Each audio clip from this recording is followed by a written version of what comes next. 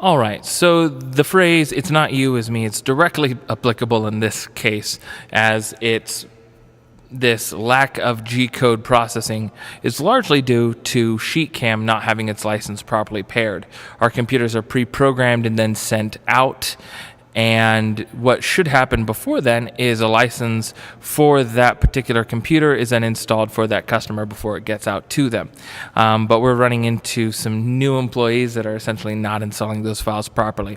So we're going to make sure that these are properly installed, and I'll show you how to install them. Now, likelihood is I'll be pulling your file here and grabbing your license information and sending it out to you, or you'll be using your own depending on who or what.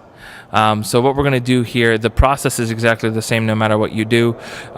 You would take your installed, the two license files, because we're going to do both SheetCam and Mach 3 right now, and you'd put them onto your desktop. You don't need to open them. You would just grab them, copy them, put them onto the desktop. For SheetCam, you'll open up SheetCam by double-clicking on it.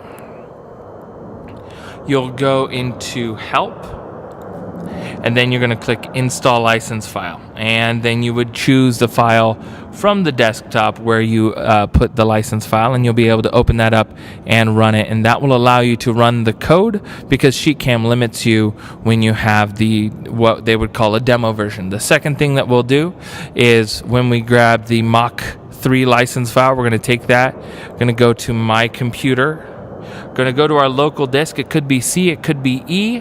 We just want to make sure that we go to our local disk and go into Mach 3, the folder, and then we're just going to copy and paste. We're just going to paste the file into here, or drag and drop that file from the desktop onto this part of the screen. So in both cases, that's how you install the SheetCam and Mach 3 license files. You'll be able to use this when you do receive those files, and that should get you back up and running on your machine.